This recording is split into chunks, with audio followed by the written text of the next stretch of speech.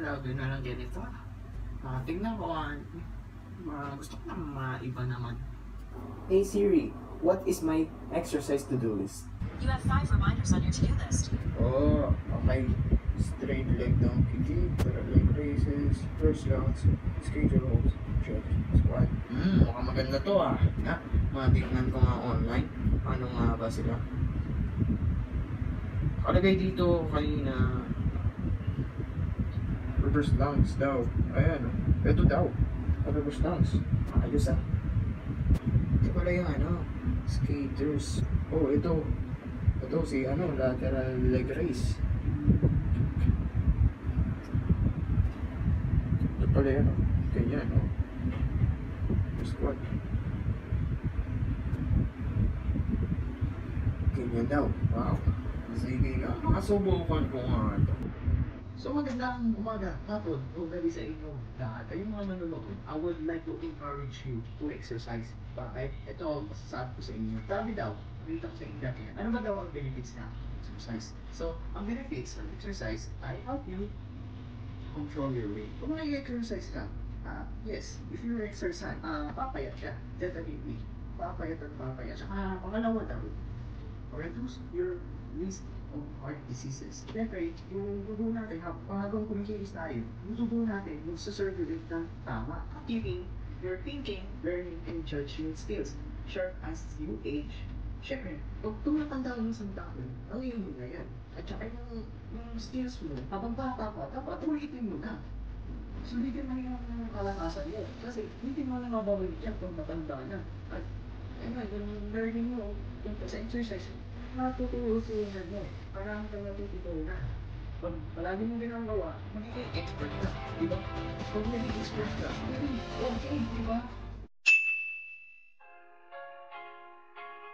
Chair squats are a great way to build up the strength in your leg muscles. If you're new to working out, the chair provides added support as you work your glutes, hamstrings, and quads.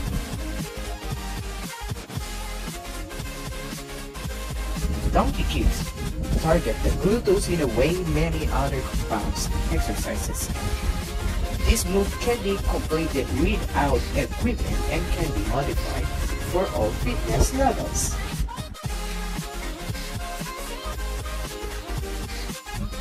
Lateral leg raises focus on often overview side moving muscles, while toning the muscle in this area may improve your appearance. Strong lateral hips and glutes help prevent injury.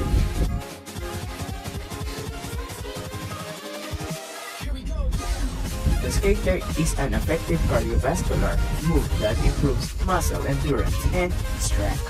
This exercise strengthens the glutes, hips, legs, and enhance coordination and balance.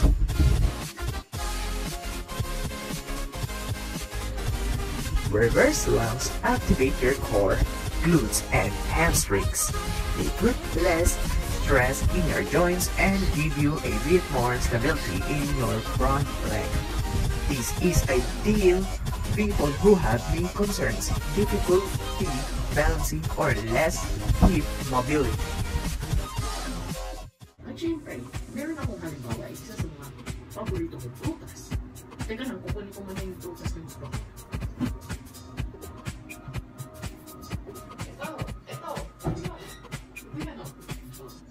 Itong prutas na to, itong mansanas, ito paborito ko to. Sarap siya kainin for me, ha? For me. And then, hindi lang yan.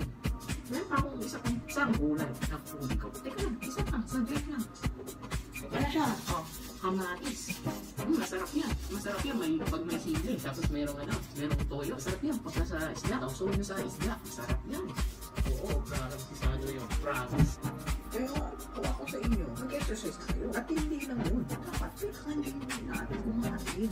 Ilang prutas at ng gulay. Higit sa lahat ay kailangan natin vitamins everyday para masigla everyday, di ba?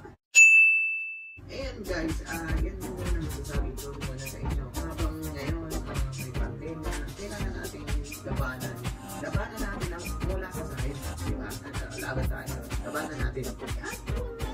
nakalimutan kahit matapos ang pandemic, hindi natatapos ang exercise. Walang katapusan yan.